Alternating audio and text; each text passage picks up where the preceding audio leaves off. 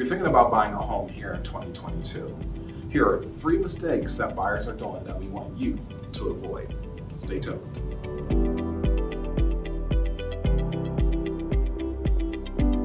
Guys, one of the very first things that you want to do is make sure you get yourself prepared and get yourself pre-approved, get a pre-qualification, have a conversation with a lender.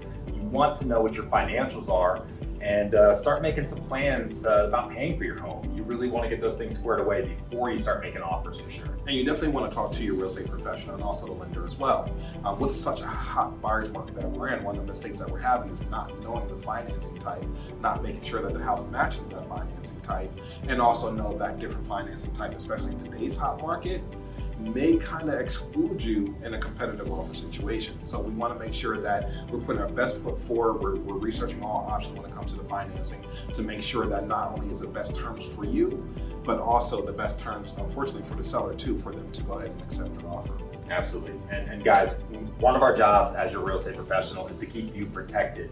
One of the big mistakes we are seeing is people are just waiving too many inspections, waiving their contingencies, waiving mortgage contingencies, appraisals, doing all kinds of crazy stuff. We understand there's a lot of emotional stuff that you're going through in order to get these properties purchased and hopefully come out on the successful end of landing a property. But one of our jobs is to keep you protected, and we have to counsel you in that regard. Yeah, it's one of those things where, one of the things that we actually try to suggest maybe is, we're in a competitive market, and we're expecting that market to be just as competitive in 2022. So when you're out looking at homes, one of the things that we're suggesting, if there's a contractor, a vendor, or a handyman that you like, know, and trust, you may want to bring them along for a second showing if we actually have time for them to kind of give you a brief walkthrough of the home. Because if you are going to be waiving any type of home inspections, we want someone to go through with a watchful eye, or you have to know, like, hey, the day after closing or the day of closing, I'm going to bring a home inspector in, and I'm going to go ahead and know exactly what I got myself into. We are starting to see a lot of people kind of like, buying a house, no inspection, and problems are arising, and some things are going to be outside the scope of a home market too. So we definitely want to, make you aware that there are cons to waiving inspections that we want you guys to think about. Absolutely, and again, we're always going to come back to us being the voice of reason here. That's why you hired us in the first place.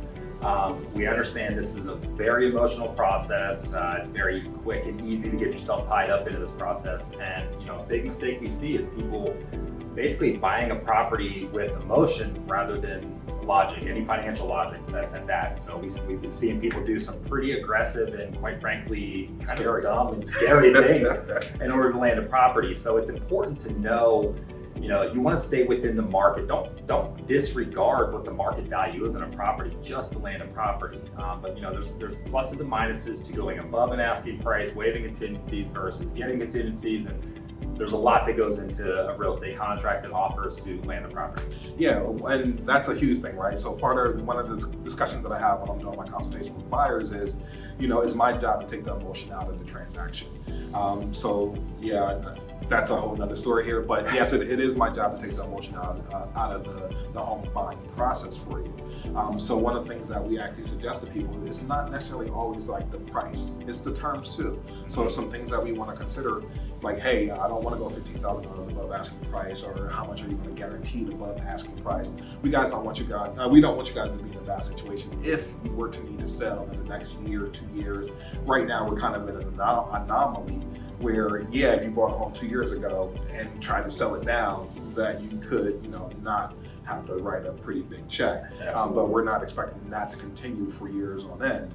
We're thinking that might be coming to an end here in the next couple of years. So we shall see here. But again, if you guys are just getting started with the process, by all means, check us out here on our website, our YouTube channel. We're going to have a playlist somewhere up over here, over here.